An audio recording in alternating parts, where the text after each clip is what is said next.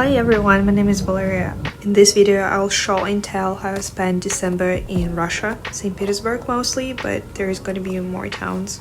I am Russian, but I spent almost all year in Australia, and as you can guess, there has been a bit of a change in Russia and in the world. So here I'm doing shopping. As you can tell, some stores are gone, some stores are still here. And there is our new Starbucks, which is called Stars Coffee. Some big clothing stores like H&M, Zara are gone, but honestly that's not a problem to me. Okay, as you can tell, it's snowing. And I love when it's snowing, it's so beautiful, it's so magical.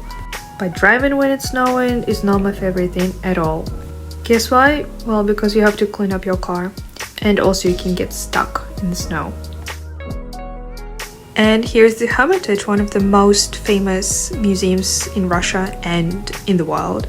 Snow also kind of means bad traffic. Everything becomes super slow.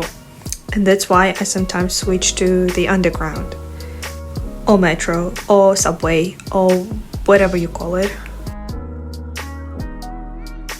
Okay, so here I'm going to the new skating rink.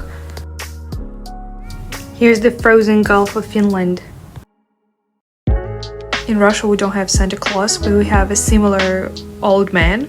His name is Ded Moroz, and here he is with his granddaughter Snegurочка.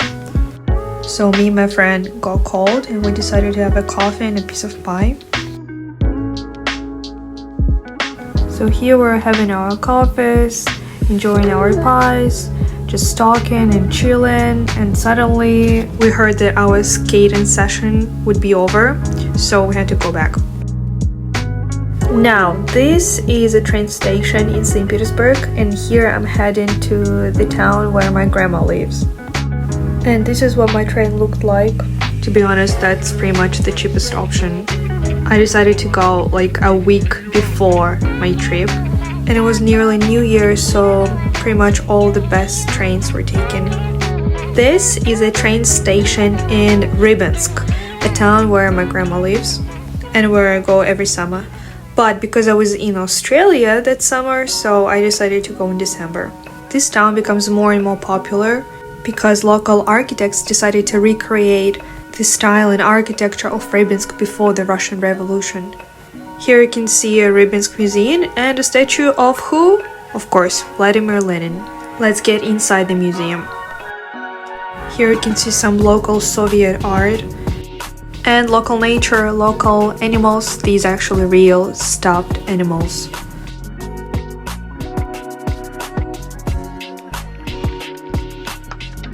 Of course, Russian tsars.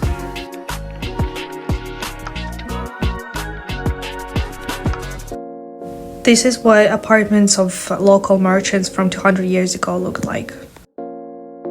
This thing on the table is called samovar.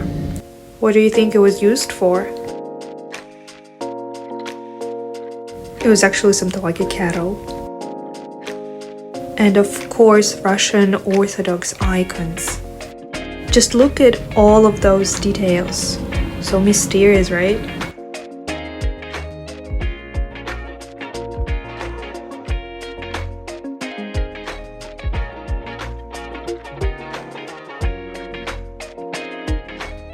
This is one of the longest and deepest rivers in Russia. It's called Volga. This building actually used to be a main bank in Rybinsk, but now it's the museum.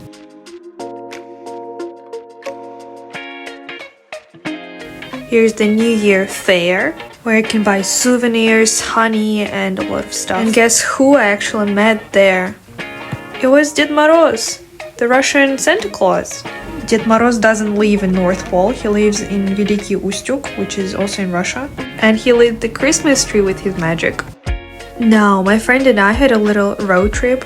We drove to the place where we have our dacha. So a dacha is a country house, and it's very common in Russia to have a dacha. And ours happened to be by the river Volga, which is frozen. That is the river. And here I'm trying not to fall. Again, that is the frozen river, and if you can see these small dots, these are actually people fishing. I was trying to swim, but it wasn't very easy because the level of the snow is so high. And back in St. Petersburg, this is the Kazan Cathedral. And Nevsky Prospect or Avenue, it's the main street in St. Petersburg. As you might know, in Russia we don't really celebrate Christmas, we celebrate New Year. There are some Russian traditions that we have for New Year. Like most people watch the president's speech, it doesn't really matter what you think of the president or whatever. And after the speech you take a little piece of paper and you write your wish for the next year on it, and then you burn it.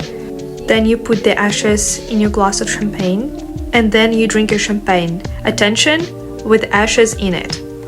You have to do it, otherwise your dream will not come true. Well, that's it. Happy New Year. May your wish come true.